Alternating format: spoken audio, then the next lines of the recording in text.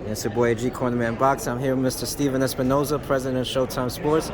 First of all, it's an honor to speak to you today. So how you feeling? No, I'm feeling great. I appreciate you coming out for the press conference today. Absolutely. So we're back in Barclays Center, big time boxing. The people have been dying for this, man. I can't tell you enough how much the city needs this, how much we've been waiting for this. Yeah. What's your emotions? How do you guys feel bringing it back? I feel absolutely the same way. This will be the 40th boxing event at Barclays Center. Showtime has been involved in 23 of those, which is more than all the other networks involved. So this really feels like a home court for us. 23 events, including the 2 on CBS, since 2012 that we've done here. So, you do the math, you take out a couple years of the pandemic. That's an average of 3 or 4 shows a year, that we were here. And there's no other venue in the world that I can think of that has done 40 boxing shows over the last 10 years. Wow. And so it's important to the sport, it's important to the community. They really built a connection with the community. They were getting great crowds. The pandemic, like everything else, interrupted things. And now it's time to sort of build it back, and I can't think of a better event to sort of re-emerge here at Barclays Center with. Yeah, I love it because there wasn't too much news about any fights, and out of nowhere, boom, we got one of the pound-for-pound superstars, Gervonta Davis, in Barclays, in Brooklyn. So look, the Brooklyn audience, the New York City audience, the love tank. He's fought here as a co-feature. He won world titles here. Now it's his first time as a headliner, and I think it's a great event for New York City. It's amazing. And not only that, Showtime recently released their schedule coming up. You guys have tremendous fights, whether it's Errol Spence and Ugas or the Charlo brothers, which fights can we be looking forward to the most? Well, look, the Charlo card on May 14th, obviously you've got the undisputed title, and everybody's favorite up-and-coming fighter, Jaron Ennis, in the co-feature. Oh, right. And I think that's one. And there's also I think probably the sleeper of all of them is probably the Stephen Fulton, Danny Romero fight. Right. I think that might steal the show of the entire schedule. I think that's a can't miss fight. But I think we're thrilled with what we put out there. From the Benavides, the Charlos. And there's still more to be added. We're not done. But I think, in terms of, the biggest collection of stars in competitive fights, what we are doing is not picking a guy you've never heard of to take on. These are not showcase fights. These are not at all. A guy you need to Google.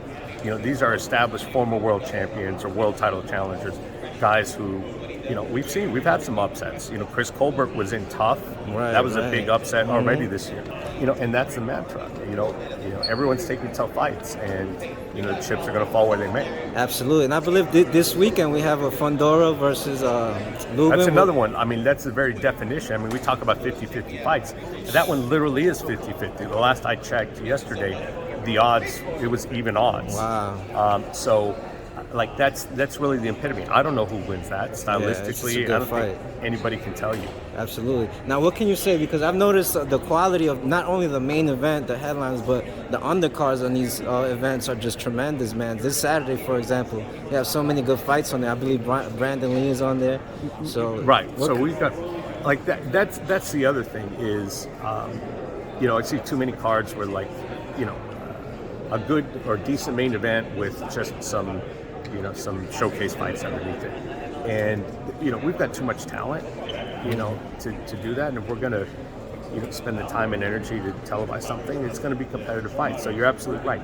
There's no other network or platform that is doing, 3 fights down the card doing a world title fight. Doing opening fight is a world title fight, like the Mark Magsayo fight.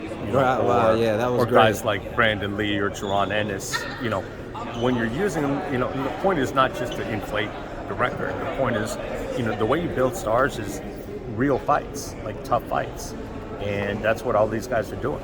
Right. And now let me also congratulate you guys because it's not only the fights, it's the entire production that comes with Showtime, the commentating, the cameras. People just love your guys' production, man. Yeah, it is one of our strengths, and and our executive producer, David Dinkins Jr., is one of the best, if not the best in the business. And, and we also, the way we look at it, we want to be the one-stop place, whether it's a big championship fight or a pay-per-view, or Showbox with developing prospects, documentaries like the Four Kings documentary we did, last Oh, year. that was great. That was great. Hector Camacho.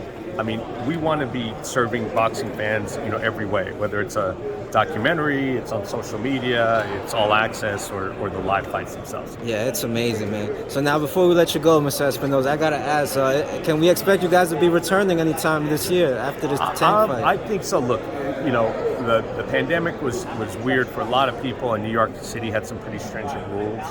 I'm really glad we got this event out. I think we will see.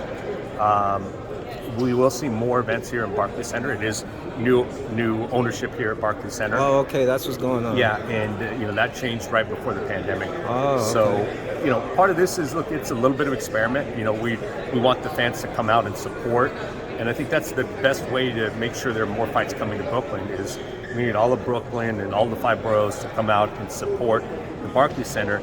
And then we'll get back to where we're having 3, 4, 5, 6 cards a year, high-level cards here at Barclays. Absolutely. So there you guys heard it. You guys got to show out May 28th, I believe. Gervonta Davis, Rolando Romero.